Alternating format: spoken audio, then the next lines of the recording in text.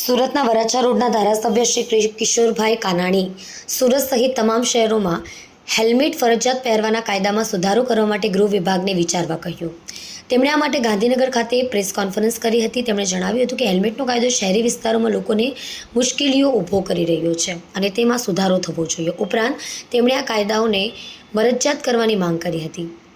Traffic અને પાર્કિંગની સમસ્યા. શહેરોમાં ટ્રાફિક અને પાર્કિંગની સમસ્યાને કારણે હેલ્મેટ ઉતારવા અને પહેરવામાં લોકોને મુશ્કેલીઓ પડે છે. નજીકના સ્થળોએ જવું. ઘણા લોકો નજીકના સ્થળોએ જવા માટે પણ હેલ્મેટ પહેરવું પડે છે, જે ઘણીવાર અસુવિધાજનક હોય છે. વધારે દંડ. હેલ્મેટ ન પહેરવા પર ભારે દંડ વસૂલવામાં આવે છે, જે સામાન્ય નાગરિકો માટે આર્થિક બોજ બની રહે છે. હેલ્મેટ ફરજિયાત બાબતે જે ગૃહ વિભાગે નિર્ણય કર્યો છે,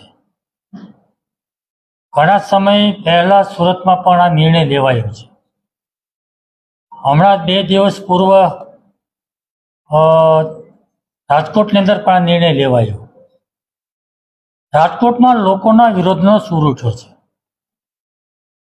અને એના કારણે ત્યાંના ધારાસભ્યોએ ગૃહ રાજ્યમંત્રીને રજૂઆત કરી છે અને રજૂઆતના આધાર પર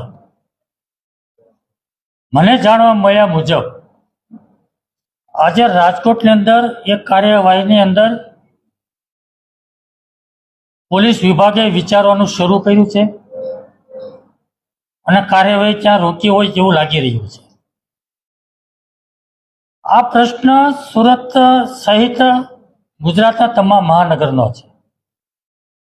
હેલ્મેટ ફરજિયાત પહેરવા માટે જે કાયદો છે એમાં લોકોને અનેક પ્રકારની મુશ્કેલીઓ પડે છે, અનેક પ્રકારની તકલીફો છે અને એના કારણે લોકો એનો વિરોધ કરી રહ્યા છે.